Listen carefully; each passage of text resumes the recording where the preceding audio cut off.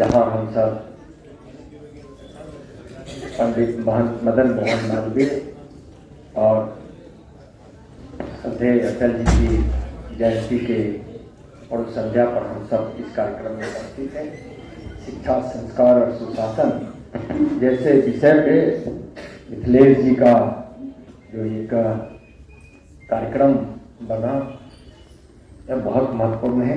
सबसे पहले हम दोनों अपने विभूतियों को हृदय से उनको हम नमन करते हैं। मंच पर उपस्थित बिहार प्रदेश के माननीय प्रदेश अध्यक्ष माननीय सम्राट चौधरी जी, प्रदेश के महामंत्री माननीय मिथिलेश तिवारी जी, पूर्व मंत्री माननीय दिवेश जी, प्रदेश प्रवक्ता माननीय संजीव मिश्रा जी, प्रदेश के प्रेस पैनलिस्ट डॉक्टर माननीय मनोज कुमार जी, युवा मोर्चा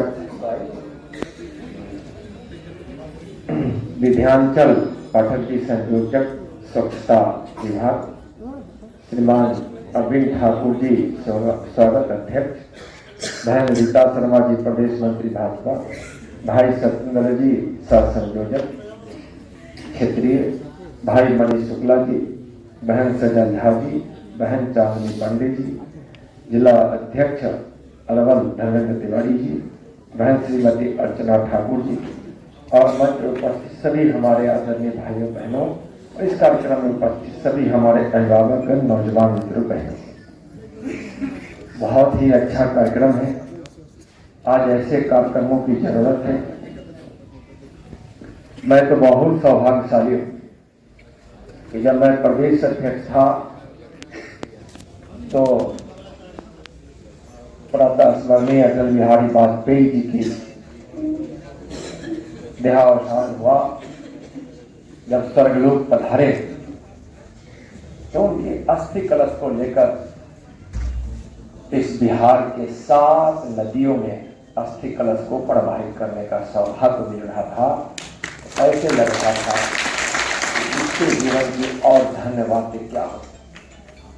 दिन रात बिहार प्रदेश के सभी भारतीय जनता पार्टी के कार्यकर्ता, ऐसे लोग जो अटल जी के साथ किए हों उस क्रम में उनके घर पे जाना और इस देश के, इस बिहार के लाखों नर नारी ऐसे जो पार्टी में हो या ना हो लेकिन अटल जी के प्रति आस्था रखने वाले लोग सुबह से लेकर अगली सुबह कहीं जब हम लोग उस अस्थि कलश को प्रवाहित कर रहे थे तो कहीं सुबह का 3 बज रहा होगा तो कहीं रात्रि का 11 बज रहा होगा तो कहीं सुबह का 6 बज रहा होगा।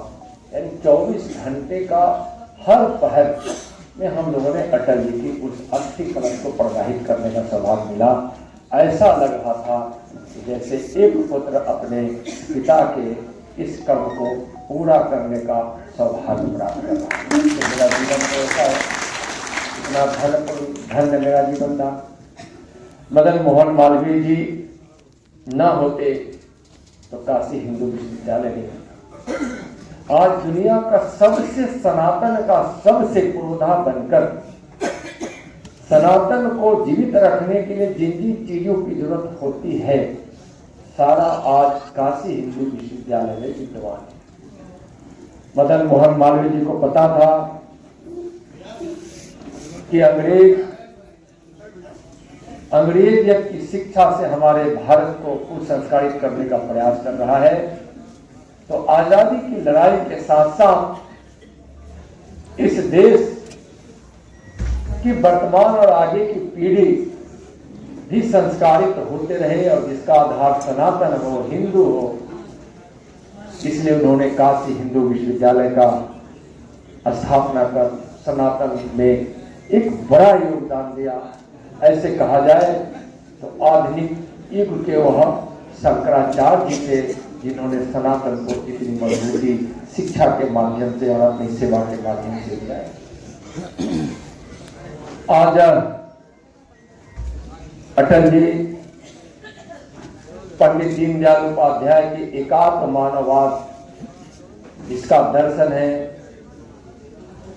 कि जो विकास की पंक्ति पर वंचित होकर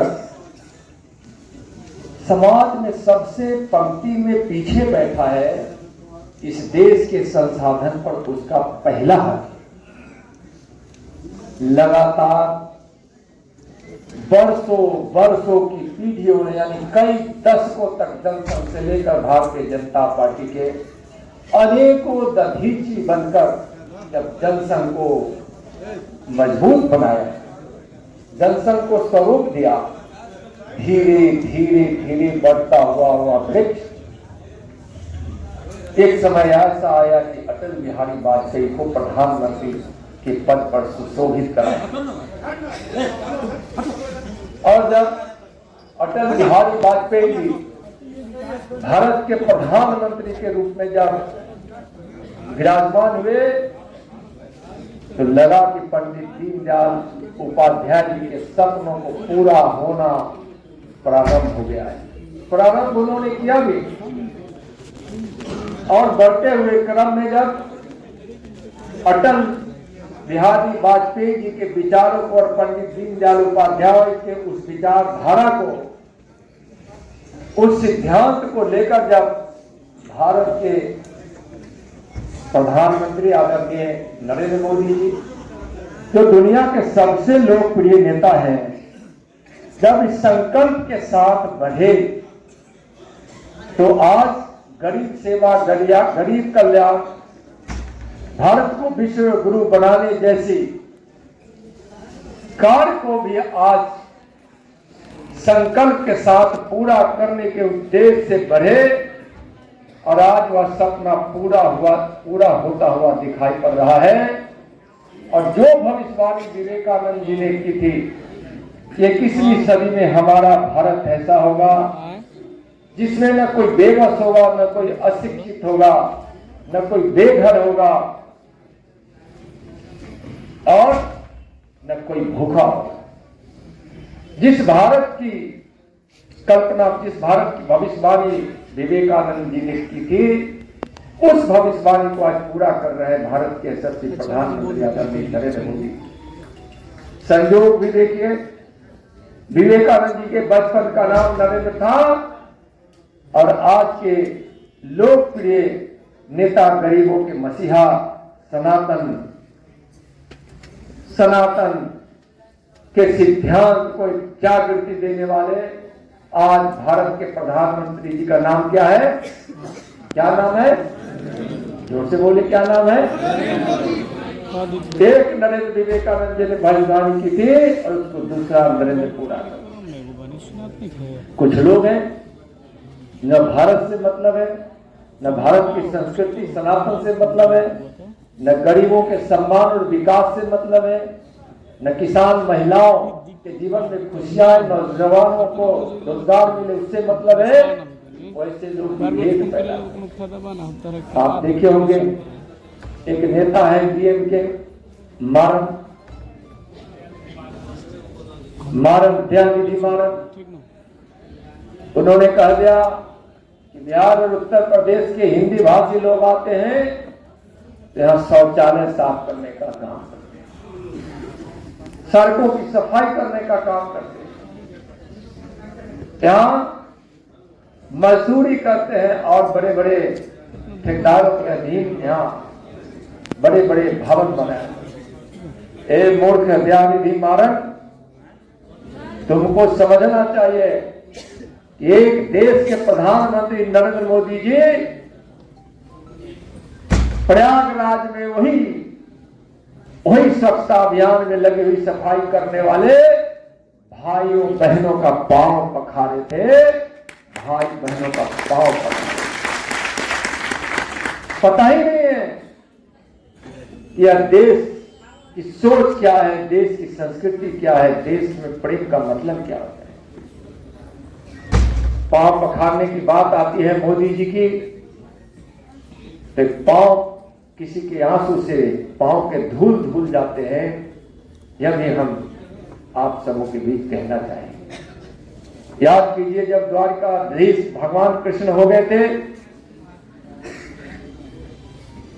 सुदामा अपनी धर्म पत्नी जी के आग्रह के बाद जब कृष्ण से मिलने के लिए गए, द्वारपालों ने रोक दिया। बहुत आग्रह करने के बाद द्वारपाल गया, सुदामा का नाम बताता, उसके पहले ही समझ गए थे कृष्ण की सुदामा है। जाकर द्वारपाल बोलता है कि एक दुबला पतला व्यक्ति हाथ में लठ्ठी लिए हुए अर्धनग्न और एक पोटली लिए हुए आपसे मिलने की इच्छा जाहिर कर रहा है। कृष्ण सुने भी है, नाम भी नहीं, दौड़ते हुए निकले द्वार की ओर। रुक्मणी को बोले, दास दासियों को बोले, सुदामा आए हैं पांव पखारने के लिए, जल पात्र लाओ, थाल लाओ, जल से भरा हुआ लेकर आओ। दौड़ते हुए कृष्ण दौड़ने लगे, न पांव में कुछ पहने, न मुकुट, न पीतांबर। दौड़ते हुए दास दास या रुक्मणी जब तक जल पात्र लेकर आती तब तक कृष्ण द्वार पर पहुंचते। सुदामा को देखकर प्रेम में इतने आंसू बहाए, इतने आंसू बहाए, इतने आंसू बहाए, और प्रेम के आंसू, कृष्ण के उस आंसू से सुदामा के पांव के धूल धूल गए। हमारे पांव पखारने वाले मोदी जी को करुणानिधि मान समझेंगे क्यों? दोस्ती भी उनको ऐसी पार्टियों से है जो इस देश को कभी कुछ दिया नहीं है, देश को बर्बाद करने का ही काम किया। चाहे वह चंद्रशेखर आजाद जब आजादी की लड़ाई लड़ रहे थे, मार पिता इतनी गरीबी में थे, भूखे पेट रहना पड़ता, भूखे पेट रहना पड़ता। एक बार उनके पिताजी बोले, घर में खाने को नहीं, तुम क्रांतिकारी, हम सबका क्या होगा? चंद्रशेखर आजाद बोले, मां मेरे पास गोली पिस्तौल के अलावा कुछ नहीं है, और मैं अंग्रेजों के लिए रखा हूं। जितना अंग्रेज को मैं मारूं, समझना कि उससे तुम्हारी भूख मिट रही। ऐसे चंद्रशेखर आजाद ने देश की आजादी की लड़ाई लड़ी। लेकिन जिन्ना के जिन्ने, जवाहरलाल के जितने और जिन्ना के जिन्ने देश की आजादी के एक दिन पहले इस देश का बंटवारा कर दिया। उस पार्टी के साथ रहने वाले नीतीश जी हो, लालू जी हो, करुणानिधि मारन हो, या कोई भी हो, कांग्रेस हो, सब इससे ज्यादा सोच ही नहीं सकते। और यह विभेद पैदा करना, यह हिंदी भाषी है या उत्तर का है या दक्षिण का है, यह देश के लिए बहुत ही नुकसानदेह बातें होती।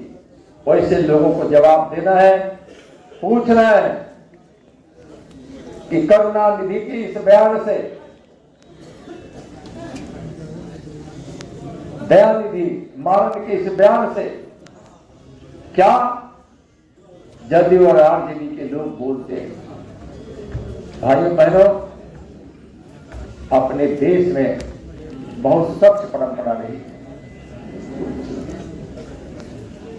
उस परंपरा को बनाने में सभी समाज के साथ आपके समाज सर्वोपरि रहा है।